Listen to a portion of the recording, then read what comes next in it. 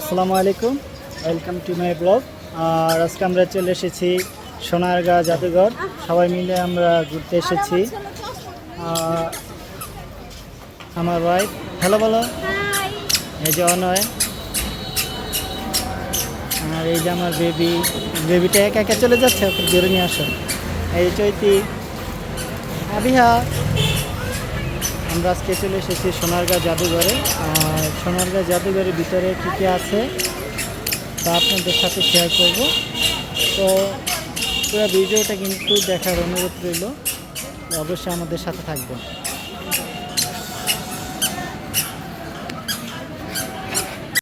আলহামদুলিল্লাহ, আমাদের টিকিট কাটা কিন্তু সম্পূর্ণ হয়ে গেছে। আর আমরা কিন্তু 5টা টিকিট কিনেছিলাম। যেহেতু আমাদের 4 বছরের নিচে কেউ ছিল না, তাই আমাদের কিন্তু পুরো টিকিটই কিনতে হয়েছিল। আমাদের আবিহাকে নিয়ে এসেছিলাম, ওর বয়স কিন্তু 7 বছর হয়ে গেছে, তাই আমাদের কিন্তু একটা টিকিটই কিনতে হয়েছিল। তাই আমরা 5টা টিকিট কিনেছিলাম। যারা যারা 4 বছরের নিচে ছেলে মেয়ে আছে তাদের কিন্তু টিকিট লাগবে না। যেহেতু আমাদের 4 বছরের নিচে কেউ ছিল না, তাই আমাদের কিন্তু সম্পূর্ণ টিকিট কিনতে হয়েছে। আর আরেকটা বাড়ি আছে, যেটা হলো ইশাখার বাড়ি বলে। ওই বাড়ির জন্য এক্সট্রা কিন্তু আপনাদের 100 টাকা পে করতে হবে। এই 100 টাকা পে করলে কিন্তু আপনারা সেই বাড়িটার ভিতরে ঘুরে ঘুরে দেখতে পারবেন। তো আমরা কিন্তু সেই বাড়িটার জন্য টিকিট কিনিনি, আমরা সেই বাড়ির দেখবো না, তাই আমরা টিকিট কিনে আমরা অন্যদিকে যাব। এই যে সেই বাড়িটা, এই শাখার বাড়ি, এটার ভিতরে আমরা প্রবেশ করিনি। আমরা লোকশিল্প জাদুঘরে যাব, সেই জন্য আর এটার ভিতরে আমরা টিকিট কিনে প্রবেশ করিনি। আর এই যে আমার বেবিটা একা একা দেখেন চলে যাচ্ছে, কোথায় যে যাচ্ছে ও জানে না, তারপর আবার রিটার্ন পিছনের দিকে ব্যাক করে। সোনারগাঁ জাদুঘর কিন্তু বুধবার দিন একটা সাপ্তাহিক ছুটি আছে, আর বৃহস্পতিবার দিন আমার জানা মতে হাফ বেলা চলে। তো যারা যারা ঘুরতে আসবেন তারা এটা মাথায় রেখেই কিন্তু ঘুরতে আসবেন, যেহেতু বুধবার দিন বন্ধ থাকে আর বৃহস্পতিবার দিন সাপ্তাহিক হাফ বেলা চলে। তো যারা যারা ঘুরতে আসবেন সেটা কিন্তু খেয়াল রেখেই আপনারা বাসা থেকে বের হবেন। সোনারগাঁ জাদুঘর বা লোকশিল্প জাদুঘর আবহমান গ্রাম বাংলা ও সংস্কৃতিকে ধরে রাখার জন্য 1975 সালে 12ই মার্চ জয়নাল আবেদিন এটি পুরনো বাড়িতে এটি প্রতিষ্ঠিত করেন কারুশিল্প ফাউন্ডেশন এর অধীনে। এই জাদুঘরটি কারু ও লোকশিল্প 16 হেক্টর জায়গায় অবস্থিত। এখানে রয়েছে একটি জাদুঘর, একটি লোকমঞ্চ, একটি সেমিনার রুম ও কারু শিল্প গ্রাম রয়েছে। এই জাদুঘর প্রায় 4500 নিদর্শন রয়েছে, যেগুলোর বয়স 100 বছর, 200 বছর ও 300 বছরেরও অধিক পুরনো। এখন আপনারা যেটা দেখছেন সেটা হলো ইশাখার বাড়ির পিছনে যে পুকুরটা আছে সাইডে, সেই পুকুরটা কিন্তু শত শত বছর পুরনো সেই একটি পুকুর। এই পুকুরে কিন্তু হাজার হাজার তেলাপিয়া মাছ ছিল। আমরা সেই মাছগুলো দেখলাম আর মাছদের সাথে খেলা করছিলাম। অনেক সুন্দর লাগতেছিল পরিবেশগুলো, যেহেতু ওয়েদার কিন্তু অনেক গরম ছিল। তারপর আমরা সেখানে পানির সাইডে ভালোই লাগছিল, ঠান্ডা লাগছিল।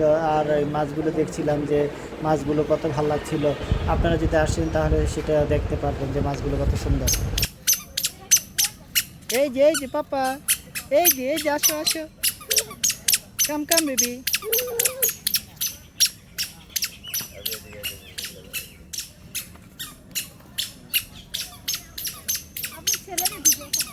এই যে আসো আসো।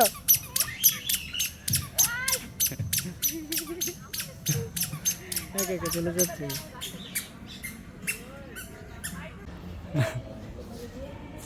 এই যে এটা হলো আমাদের কারুশিল্পের যে ইটা আছে, এই যে একটা সুন্দর কুড়ের ঘর এখানে এটা তৈরি করছে সোনারগাঁ জাদুঘরের।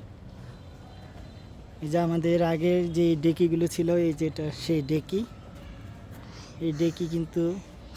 আর এই যে এইগুলোর মধ্যে আগের কালে যে লোকেরা পান্তা ভাত রাখতো, অনেক কিছু রাখতো ডেকি। এই যে সুন্দর,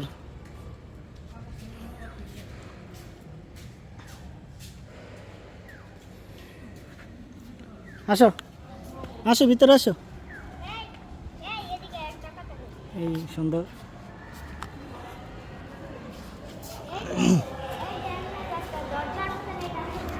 আচ্ছা চলো, চলো চলো চলো, যাও যাও, ভিতরে যাও, ভিতরে।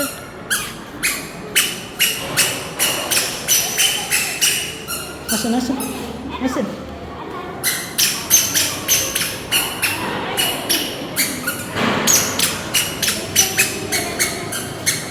সুন্দর, আমাদের অনেক বাবু দাঁড়ায় আছে। এই যে নিয়ে আসো না।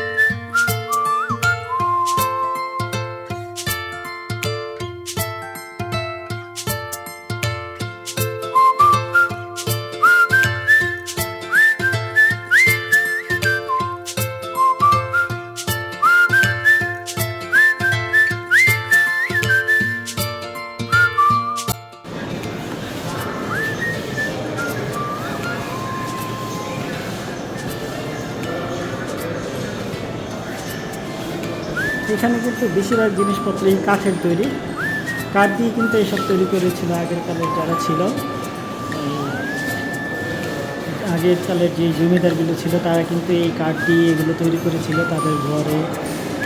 আসবাবপত্র যেগুলো ছিল এগুলো কিন্তু কাঠ দিয়ে তৈরি করেছিল। অনেক সুন্দর করে কাঠ দিয়ে যে নকশাগুলো তৈরি করেছিল সেগুলো কিন্তু এখানে তারা সাজিয়ে রেখেছে এই সোনারগাঁ জাদুঘরের ভিতরে। বেশিরভাগ কিন্তু কাঠের তৈরি, যে কাঠের তৈরি যে একটা মূর্তি আছে এখানে, হিন্দুদের যে গণেশ বলে ওনার একটা হচ্ছে কাঠের তৈরি একটা মূর্তি এখানে।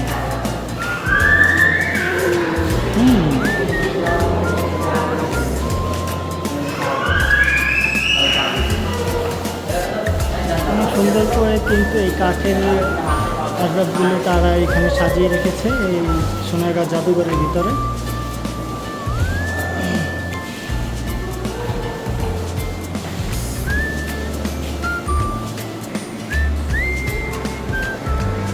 এটা কিন্তু একটা এলিফ্যান্ট, এই এলিফ্যান্টটাও কিন্তু কাঠের তৈরি। এলিফ্যান্টের যে গাড়িগুলো আছে ওইটা।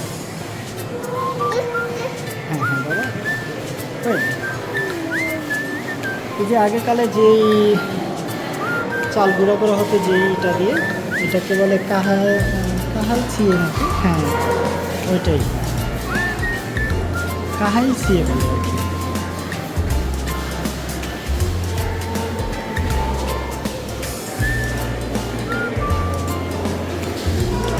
এটা কিন্তু কোরআন রাখার একটা, এটার মধ্যে কোরআন শরীফ রাখার যে রেল বলে, এই কোরআন শরীফ রাখার রেল। এই যে আমার একটা আগেরকালের যে জাহাজটা আছে সেই জাহাজটার একটা নমুনা ডেমো আর কি, যে ডেমোটা তৈরি করেছিল।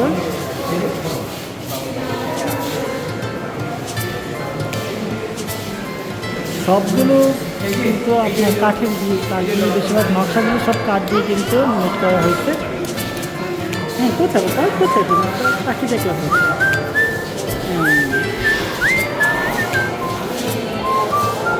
বেশিরভাগ নকশাগুলোই কিন্তু উড দিয়ে তৈরি করা।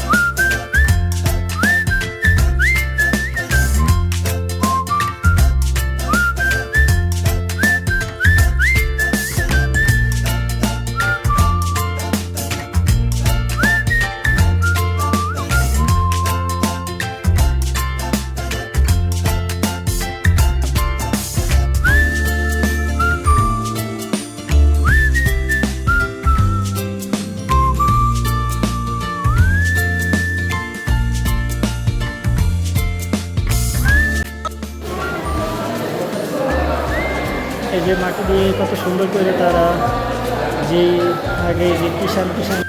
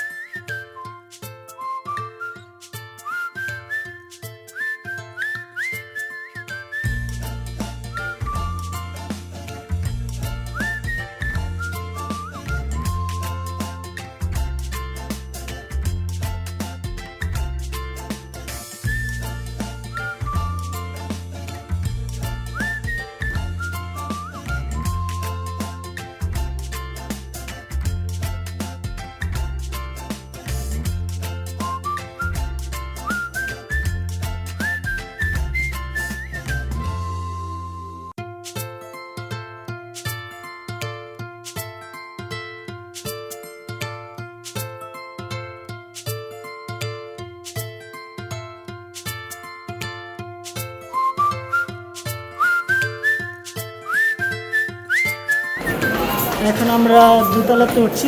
দোতলাতে এই যে এগুলো হলো নকশি কাঁথা। আমাদের একটা ঐতিহ্যবাহী যে নকশি কাঁথাগুলো ছিল, এটা কিন্তু সেই নকশি কাঁথার ডিজাইনগুলো এখানে তৈরি করে রেখেছে তারা। সুন্দরভাবে এখানে ফুটিয়ে তুলেছে নকশি কাঁথার ডিজাইনগুলো।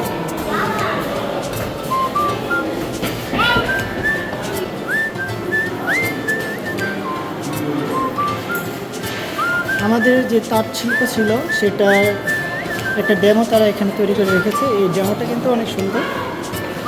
তাঁত শিল্পের যে ডেমোটা ছিল সেটা এখানে কিন্তু অনেক সুন্দর করে ফুটিয়ে উঠেছে। তাঁত শিল্পের যে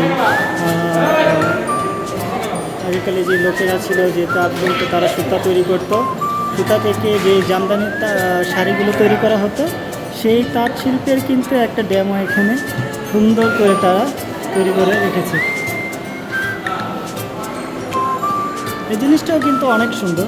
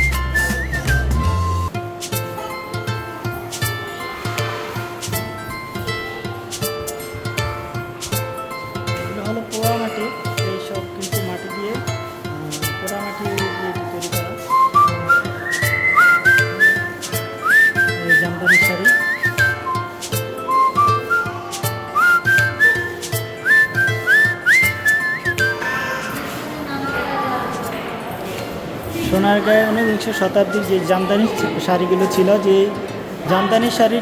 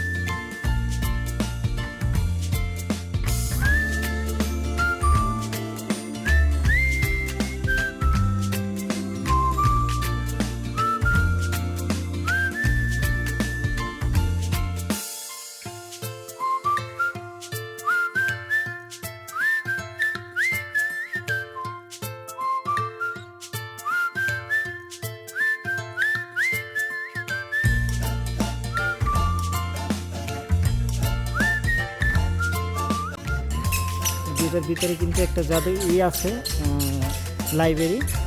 এই শুক্রবার লাইব্রেরি বন্ধ থাকে। আপনারা যারা যারা বই পড়ার জন্য ইচ্ছুক তারা কিন্তু এই লাইব্রেরিতে এসে বই পড়তে পারবেন।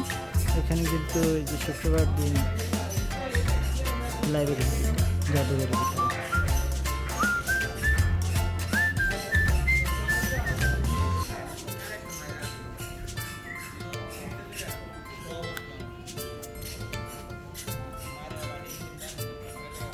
শুক্রবার দিন কিন্তু লাইব্রেরিটা বন্ধ। আর এই যে জাদুঘরের ভিতরে কিন্তু যে সবগুলো আছে সেই সবগুলো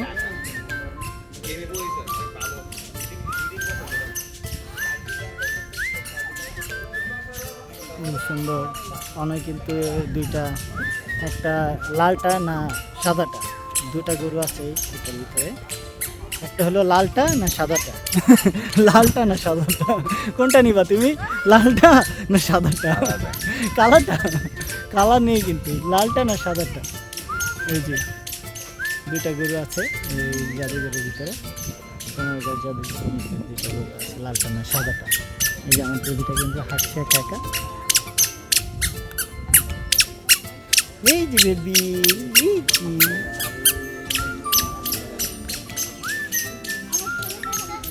সুন্দর একটা লেক আছে। লেকের মাঝে কিন্তু পদ্ম ফুল ফুটে আছে সুন্দর সুন্দর।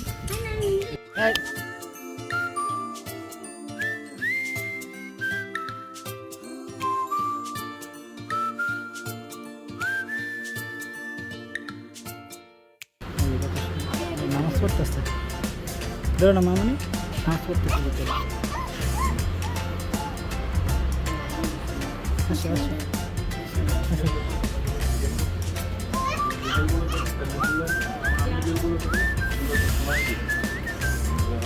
সইতে আসো।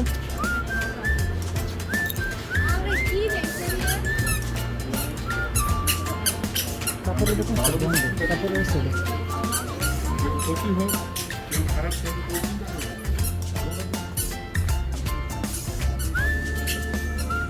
এসব দোকানগুলির মধ্যে কিন্তু সুন্দর সুন্দর অনেক কিছু পাওয়া যায়। বেশিরভাগ জিনিসপত্রই কিন্তু কাঠের তৈরি।